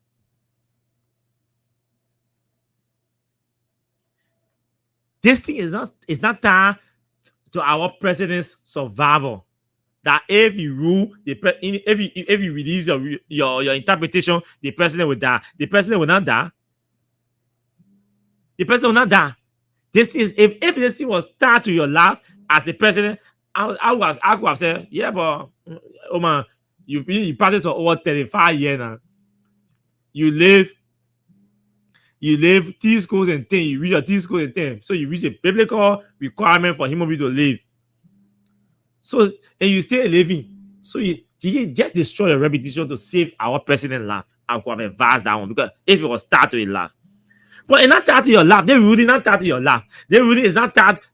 You know what the ruling is tied to? This ruling is tied to the existence of this government. This ruling is tied to the survival of this government. And I don't think the president should be interfering with it. But again, Councillor Che, what do you expect? You were in the Senate as a Senate chair on judiciary. Do you remember, folks? Do you remember I had a conversation about the legal advisor to the president when he took his phone and called the Senate solicitor and he demanded him, instructing him to drop all indictments or charges against Prophet Key in the case involving Prophet Key and Judy Annie. And I told you one thing. I said, hey, I said to you, the beginning of the end. The beginning of the end of judicial independence in this country was on the day the legal advisor to the president would take telephone and call a city solicitor and instructing him to drop charges against a private citizen in a country. A case involving two private citizens. Legal advisor to the president takes phone in the executive mansion. The man was standing in the executive mansion holding a press conference, at a live press conference, and telling you the role that he played in the case involving Prophet Key and Judy Annie in Joseph Braga's office. The Minister of Justice did not say anything. The Senate Committee on Judiciary did not say anything. The House's Committee on Judiciary did not say anything. Nobody said anything about that interference. I said that was the beginning of the executive interfering with the judiciary. Even those of the other members in the judiciary, only one lawyer called me. The next day, in fact, because he didn't have my number, but he listened to the show. He called me the next day and said, one of my colleagues gave him my number. And he called and said, Austin, I don't know you, I've not met you, but this conversation, the conversation you heard last night, I just wish our leaders can listen, especially members of the Supreme Court. I wish they can listen to your conversation or your advice and take heed. Because I too believe. He said, my son, I have practiced law for over 42 years in this country. I have never seen or heard a legal advisor going public to say he told telephone and calling a city solicitor and asking him to drop charges. A matter involving two private citizens, how does it concern the president's office? When your job is restricted to the office of the president, Giuliani goes to court with Private Key. How does it concern the office of the president that the legal advisor will take a phone to call a city solicitor? My people, he said, Austin, you are right.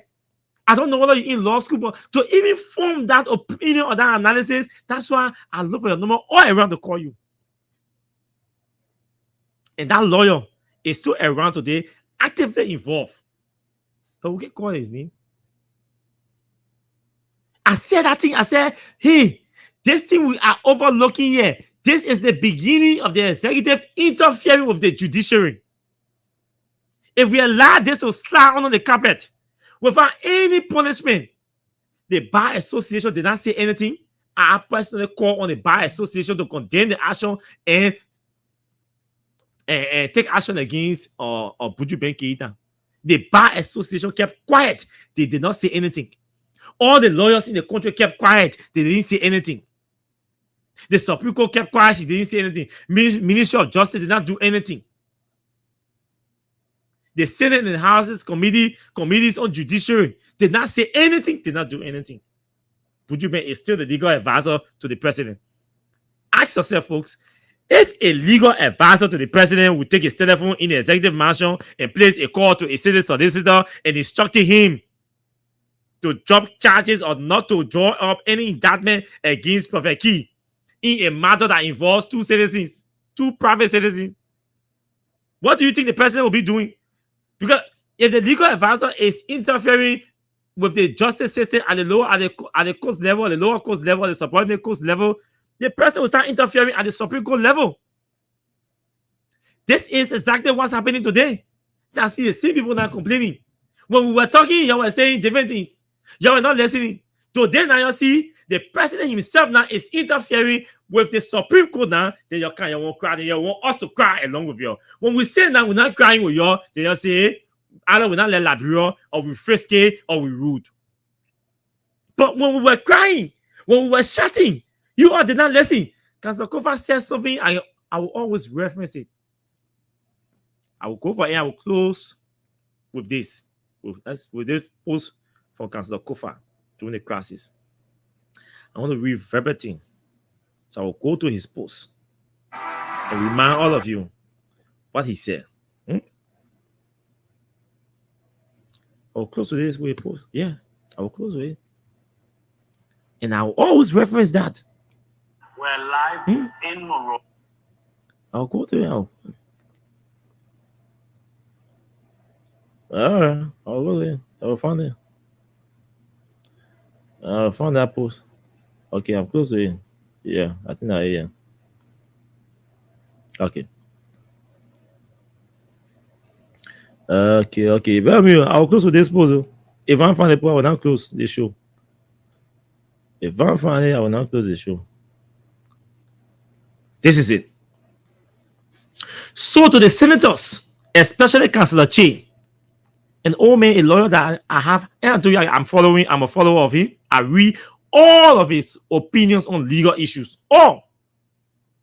Because he does not see CDC or UP in his opinions about issues in the country. His legal opinions about issues in the country. That's why I read a piece.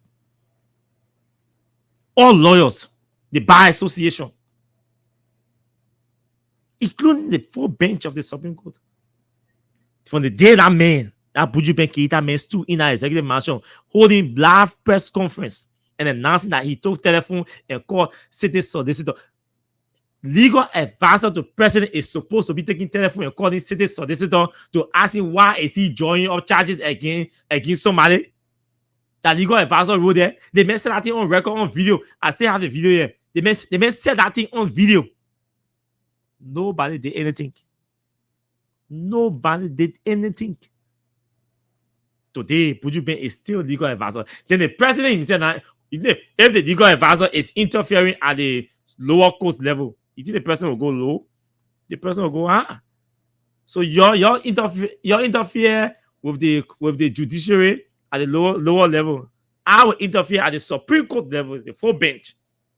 The person now is interfering, then you're coming outside the counter. But we could have prevented or averted interference, potential interference, because those members of the Supreme Court bench will not come outside and be crying far. Oh, the president trying to arm towards us, the president trying to manipulate us, the president trying to interfere. They will not come cry. But we all will get hints. And we use our different platforms and our different capacity to chastise and beat on the president and the executive to stop interfering with our justice system, to stop interfering with the judiciary. And you all were sitting, doing nothing because it did not affect you or it was not about you. Including lawyers now who are seeing that begin again, or to the associate justices and the chief justice of the Supreme Court bench now, now they are coming on and they want to talk now because the attack, the interference has claimed the bench of the Supreme Court. If they had spoken then, it would have deterred Joe Bwaga. But they did not speak. So it did not deter him. It encouraged him to go higher with the influence of the judiciary. Hence, the challenge we are having, the problems we are having, the chaos we are having, the disaster we are having today. On December 22nd, 2024, Councillor Jonathan Fonati-Kofa wrote this. He said, when they were illegally removing the speaker, many in the political class said, it is a number game. Leave the legality. It's political. Move on.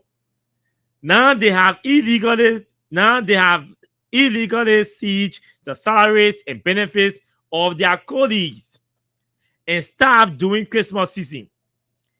Is this the numbers games too? To not pay the staff whom they believe did not support their illegal acts? Is this the numbers game too? Then he comes down to say, scores of families are without Christmas because of their numbers game whose rules are set by the majority. Is this the country we want?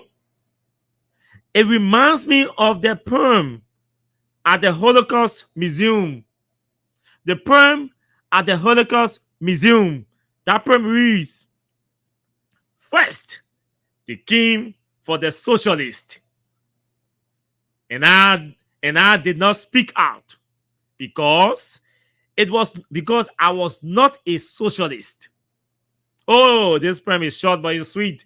It has message. It has message that reincarnates you.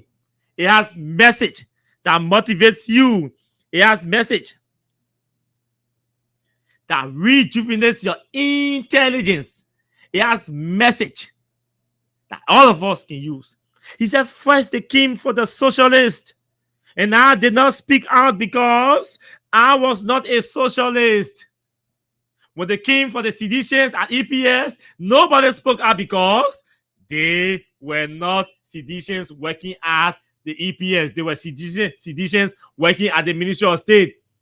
When they went for the seditionists at the Ministry of State, they did not speak out because they were not seditionists working at the Ministry of State. They were seditionists working at the National Port Authority.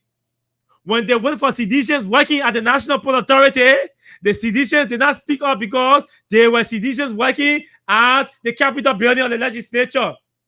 That's what he said. He said, first day they came for the socialist.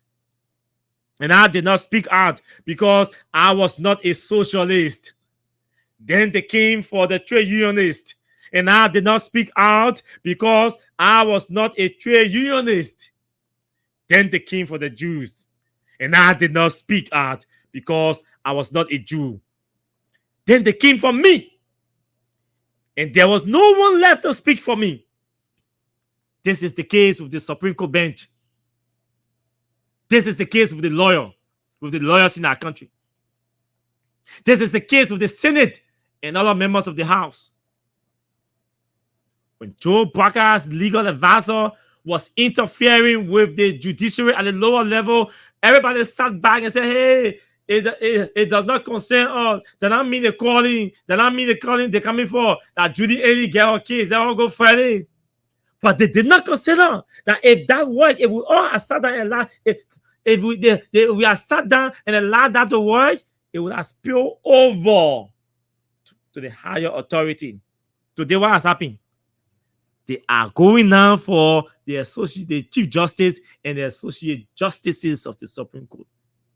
But they were sitting and not doing anything and not saying anything. The Bar Association was not talking.